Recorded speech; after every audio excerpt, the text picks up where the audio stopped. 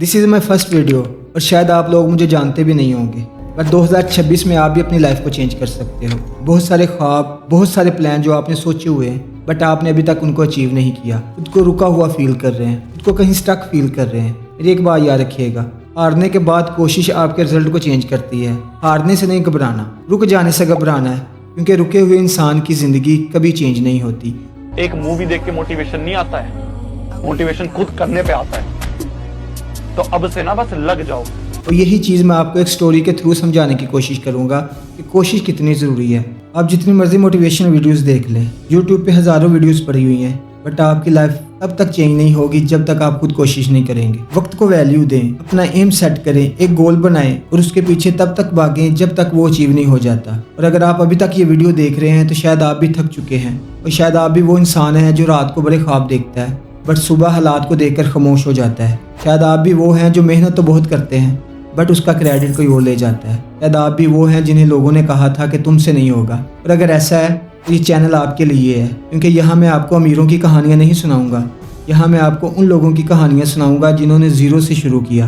क्योंकि याद रखना, अगर रास्ता मुश्किल है तो इसका मतलब है कि तुम्हारी मंजिल सस्ती नहीं है, उसकी एक वैल्यू है। यहाँ हार मानने वालों की नहीं, वापस उठने वालों की बात होगी। रात के 11 बज रहे थे, घर में सब सो चुके थे, लेकिन एक आदमी जो बिस्तर पर लेटा हुआ एक ही सवाल सोच रहा था, ऐसा मुमकिन है?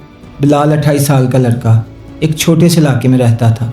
8 बजे उठता, कपड़े पहनता और दुकान पर चला जाता, दूसरों का सामान बेचता और अंदर ही अंदर ये सोचता कि काश मेरी अपनी दुकान होती। उसके पास एक पुरानी कॉपी थी जिसमें वो अपना सारा प्लान लिख के रखता था, इतने पैसे लगेंगे, कहाँ से लेंगे, क्या बेचेंगे, सब कुछ। महीने गुजरते गए, साल गुजरते गए, प्लान वहीं का वहीं।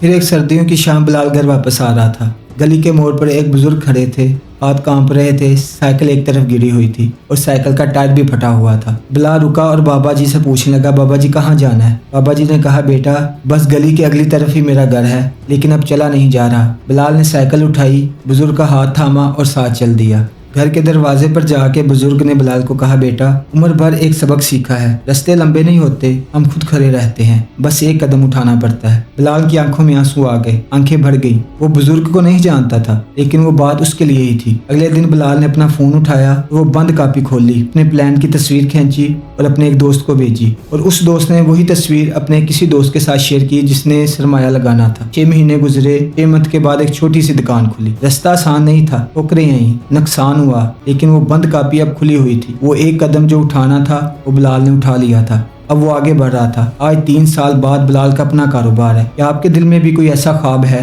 जिसको आप पूरा करना चाहते हैं? बस एक कदम आपने भी उठाना है, वो कदम उठाकर देखो, हो सकता है वो कदम आपके लिए आसानियां लेकर आए। याद ये स्टोरी आपको कुछ फायदा दे, क्योंकि कामयाब वो होते हैं जो डर के बावजूद भी पहला कदम उठाते हैं। अगर बिलाल कर सकता है तो शायद आप भी कर सकते हैं। सही वक्त कभी नहीं आता, वक्त को सही बनाना पड़ता है। आज नहीं तो कभी नहीं। कामयाबी बड़े फैसलों से नहीं है, एक छोटे से फैसले से शुरू होती है, वो फैसला जो आप भी ले सकते हैं। और आप सिर्फ अपने ख्वाबों को सोचेंगे नहीं, उनके लिए कुछ करेंगे भी, क्योंकि आपके ख्वाब बहुत कीमती हैं।